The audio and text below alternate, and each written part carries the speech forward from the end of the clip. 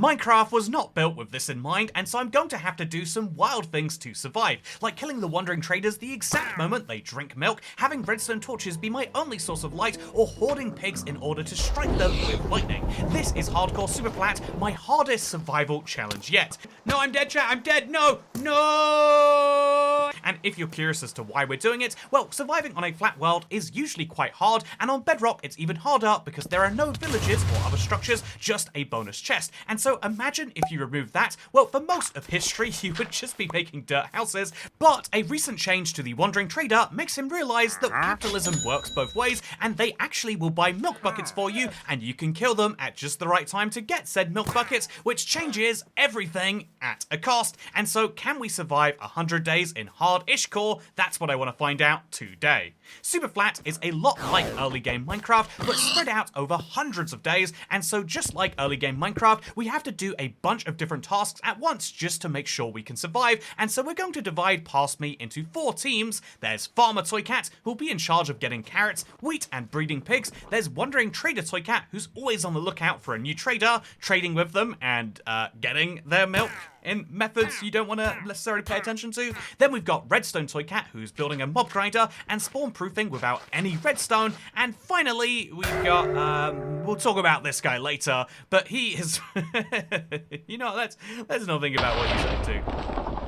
But let's get started with a look at the world through the eyes of Redstoner Toy Cat, because he quickly realizes that there are lots of friendly mobs that spawn during the day, but there are also slimes, and they are very dangerous, by the way. So what does he do? He works out that he needs to kill enough of these friendly mobs to stay alive. Sorry, it's not a vegan run. And then he realizes that slimes don't just spawn randomly everywhere, but instead only on very particular slime chunks. So by breaking these blocks down to bedrock, where no mob can spawn, he can prevent slimes from spawning. This is something he does with his fist at first, but then he realizes he can actually be smart and use creepers to hurry the process quite a bit. And although this should create some fear for his life, ultimately he gets past those scary moments and even manages to get his hand on an iron ingot, a 1 in 120 chance, which is incredible. And while working, he was actually interrupted by Wandering Trader Toy Cat, because he appears the moment a wandering trader does, and his goal is to milk this guy. This seems a little rude, but the truth is that a wandering trader will sell all of these items, but he'll only buy these ones from you, and none of those can be found in a super flat world of no bonus chest, except for the milk bucket, which sadly only comes from this guy's demise. And so I have to make sure, he has to make sure, I'm making sure to dissociate my crimes here, he has to make sure that he kills the wandering trader at just the right moment to get a small chance of getting milk. Go. Yes! Oh my god! Wow!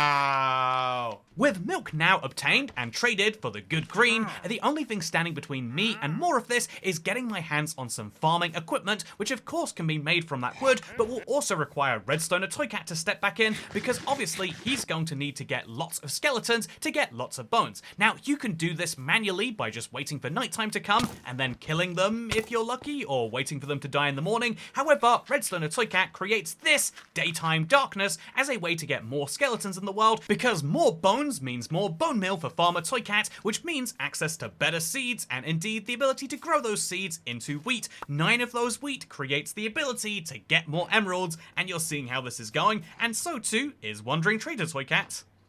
2 emeralds! 2 emeralds.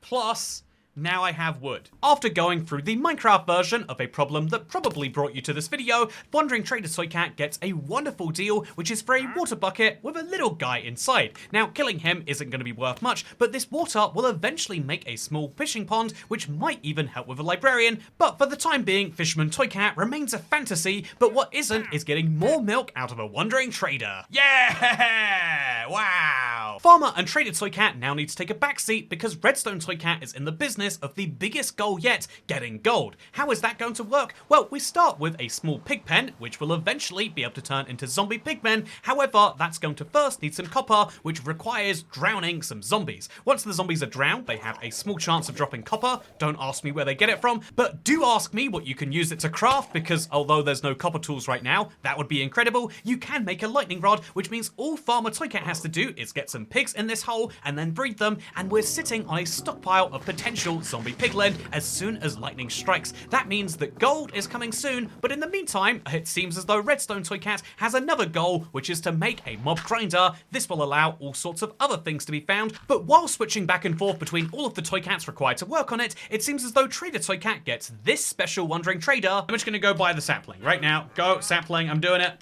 You can't stop me. I can't stress how much of a revolution this is. After planting that first tree and luckily getting more saplings, we suddenly have access to renewable wood, which means access to chests, fences, improvements to the mob farm, but also critically, tools. I finally have wooden tools, something that I don't even bother with in a normal Minecraft world, something you would do in your first 5 minutes, but I have managed to do it after all of these days, and it feels so good to finally improve my access to everything. There is, of course, one critical flaw in this type of wood, and it's not the color, I think that's delightful, but instead it's the fact that it will not drop any apples, which means if we want to have those golden apples, which we'll need for curing zombie villagers, then let's just say we won't be retiring Wandering Trader Toy Cat anytime too soon. Anyway, after some more rounds of killing these same traders and an explosive encounter with a suicide bomber, it finally started to thunder, which Redstone Toy Cat was on the ready for because he knew he had to immediately go and breed more pigs. This is a simple maths equation. The more pigs you have, the more zombie piglins you have, and given each of them has a chance of dropping some gold, you want to make sure you have as many of these as possible so that you can reach your goal. This is critical because 8 is the amount of gold needed for a golden apple. That will allow for 1 curing of a zombie villager, but crucially, you want to have at least 2 because then you can start a whole village, and really, if you wanted to go a little bit further than that, 24 would be even more ideal. Once we've gotten a couple of ingots, we shall see if Redstone Toy Cat gets enough gold though. If we tally this together, I am so close. I'm at 13 ingots and 3 nuggets. I need 16 ingots. Oh, that's a bummer. Well, next time might be better, and obviously we're still looking for that apple, which Trader Toy Cat gets very close to achieving in this little intermission here, but sadly, all he finds is a dark oak sapling, and as you might know, dark oak is one of the few ingredients in Minecraft which will not grow by itself, but instead you need 4 saplings, and the only way to get 4 is to give this guy all of his emeralds, and I still have no consistent source of those, so let's just say that Trader Toy Cat enjoyed getting the milk a little bit more this time. Yes, we got it! We got it! I mean, it's nice to get milk, don't get me wrong, but I don't understand how does he not drop the dark oak saplings when I kill him? He clearly could produce 6 of them if I had the emeralds. Where does he hide them when he dies? I just want to know.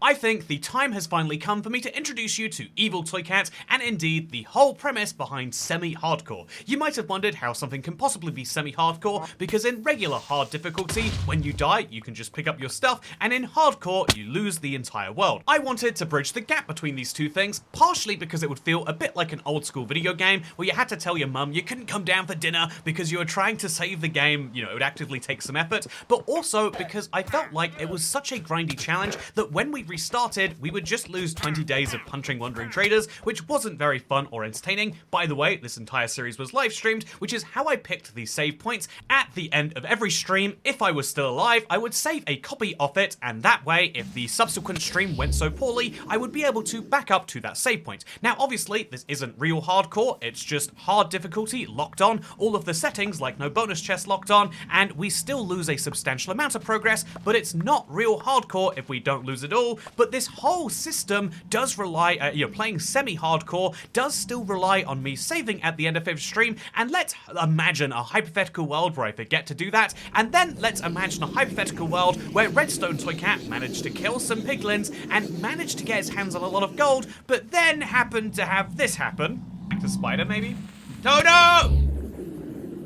Well, we'd be in a bit of a pickle, wouldn't we? And Evil Toy Cat might need to try and rewind time against the very rules of Minecraft, and if he tries to do this by loading up a weird backup file from an old PC and modifying it slightly, well, what ends up happening is...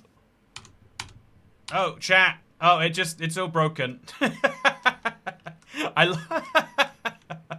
I'll be honest with you, I was a little distraught at this being the end. Within the semi-hardcore rules, I was prepared to lose up to 20 days of progress at a time, but I wasn't prepared to lose the entire world on day 87, but it was gone, it was broken, and I don't know why it went like that, but what I do know is that this was the end of my Superflat journey, and so I started playing some Waterworld Superflat. That still seems like a really fun challenge. However, I didn't think I'd ever come back here. until I loaded up Minecraft the next day, and I genuinely am not kidding, I found that the backed up world worked entirely fine. I swear, I don't know how that makes any sense, but just simply restarting my PC fixed the Minecraft world, and that somehow allowed for the magic of going back through time and not losing the entire 10 days or 20 days of progress, but simply seeing my old death spot on all of my items as if I'd never died. This was very, very strange, but who would I be if I didn't take advantage? I mean, we can say this is Evil Toy Cat all we like, but Redstone Toy Cat immediately jumped in to get his armor back, as well as some gold. Farmer Toy Cat started breeding and segregating sheep, and obviously we had Trader Toy Cat desperate to get some oak saplings. We're all very aware of the format here on YouTube, that after 100 days, the season would end and we'd make this recap before continuing, and that means that there is a desperate rush to get those oak saplings as soon as possible, and honestly, even after all the work that was done, something amazing happened because a wandering trader finally spawned, but... fuck.